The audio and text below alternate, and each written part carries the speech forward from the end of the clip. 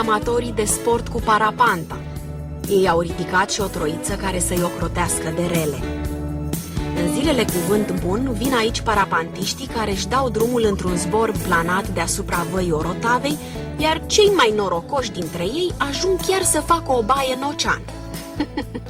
Astăzi nu am găsit niciunul dintre ei, dar indicatoarele amplasate aici ne arată traiectoria după care parapantiștii se ghidează la lansarea în zbor.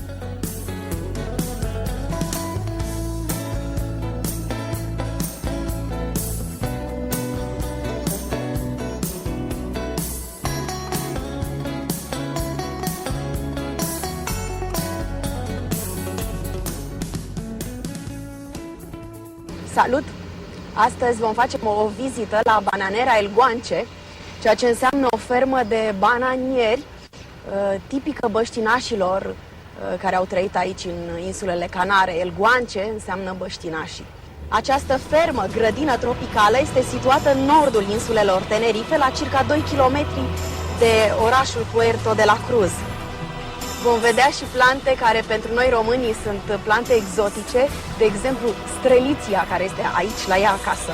Pentru turiștii care vor să ajungă la Bananera El Guanche, este un autobuz care face traseul până la această bananerie, între orele 9 și 18 după amiază.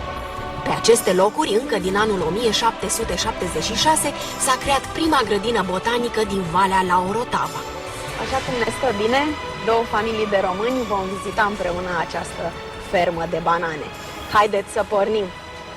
Avem doi copii cu noi și două familii, o mămică, un tătic și celălalt tătic stă la camera de filmat și va urmări tot ce vom face noi. Haideți să pornim!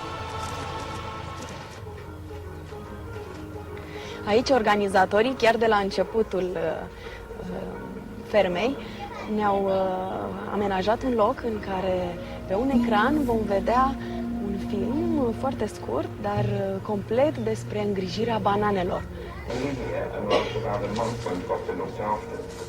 Este El Guanche, băștinașul.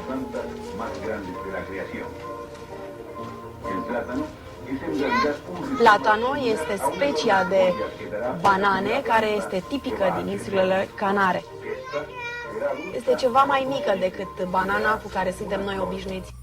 Bananul nu este un arbore, frunzele lui fiind lipite unele de altele și, botanic vorbind, această plantă este hermafrodită, se reproduce fără fecundare, având flori masculine și feminine pe același ciorchine de banane, care poate cântări de la 16 până la 60 de kilograme. Este o trestie, un lujer de trestie care sprijină acest ciorchine să poată să crească în voie.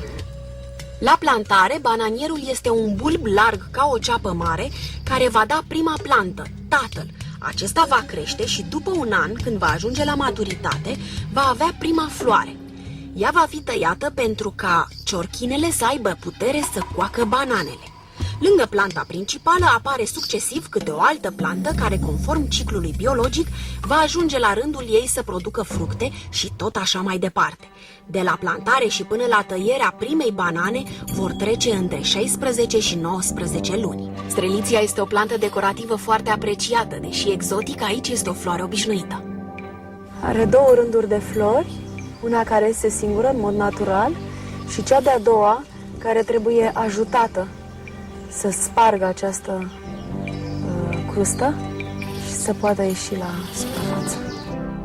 În cadrul acestei grădini botanice este amenajat un loc în care turiștii își pot comanda pachete cu flori streliția pe care să le ia cu ei acasă în ziua plecării. Avem streliția gigant. Este gigant în comparație cu mine. Trebuie să recunoaștem că este uriașă. Și avem acolo florile albe. Ar fi interesant ca admiratorii noștri să vină la noi cu o streliție gigant. Acesta este un lămâi.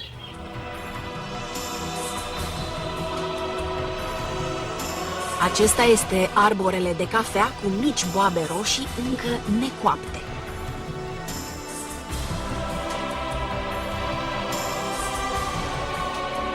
Avocado este o plantă tropicală deosebit de apreciată în bucătăria canariană și nu numai.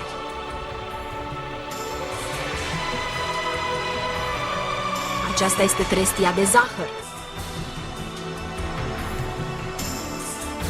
Foarte interesant, arborele de tomate, care este originar din Ecuador și Peru. Ceea ce pentru noi înseamnă o splendidă plantă de apartament, pe care mulți dintre noi o avem acasă în ghivece. Iată aici, în mediul ei natural, are și fructe. Aici avem ananasul, iar acolo putem vedea floarea de ananas, care foarte curând se va transforma în fruct. N-am știut că are o floare atât de frumoasă roșie și n-am știut că ananasul e atât de pitic. În această grădină botanică întâlnim o mulțime de plante și fructe tropicale.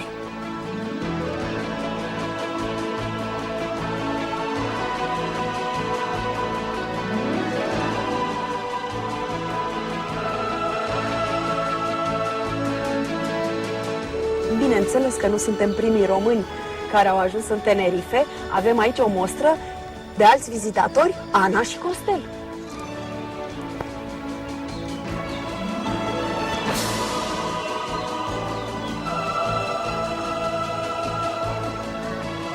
Pepper, pomelo, grapefruit. Sunt mai mici și verzi și acolo copte. Emblema insulelor Canare. Tot aici întâlnim și o mulțime de specii de cactuși, mulți dintre ei înfloriți.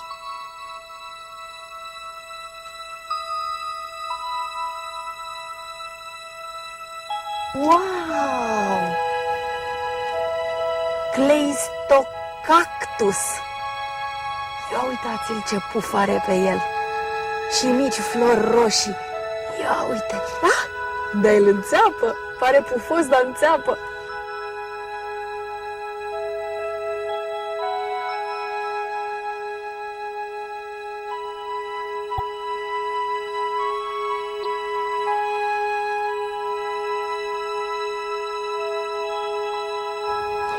Când pleacă de acasă din România, toți românii se plâng că nu pot face murături. De ce?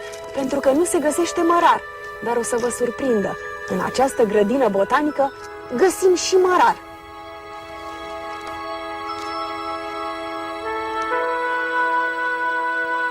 După cum v-am spus, cresc toate speciile de flori din lume. Iată am găsit o floare, un arbust, care crește din belșug și în România, mâna Maicii Domnului.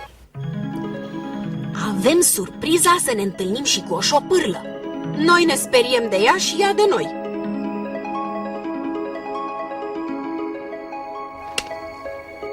Aici avem un bac din America. O să-mi croșetez o pereche de șosete.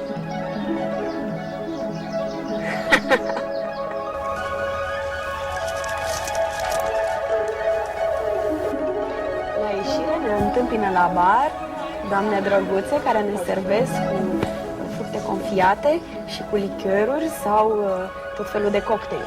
Lichior de banană. Lichior de banană, noroc.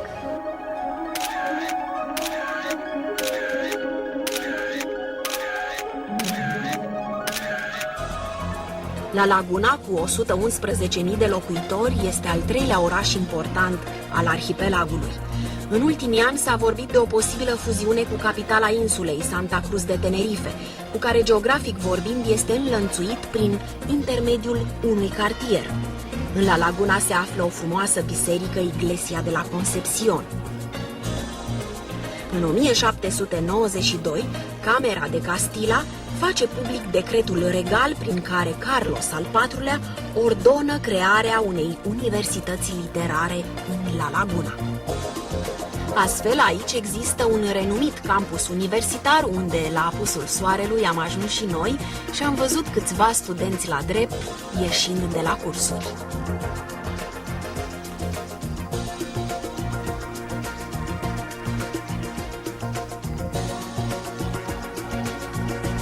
Tot în Valea Orotavei există și un centru turistic apreciat.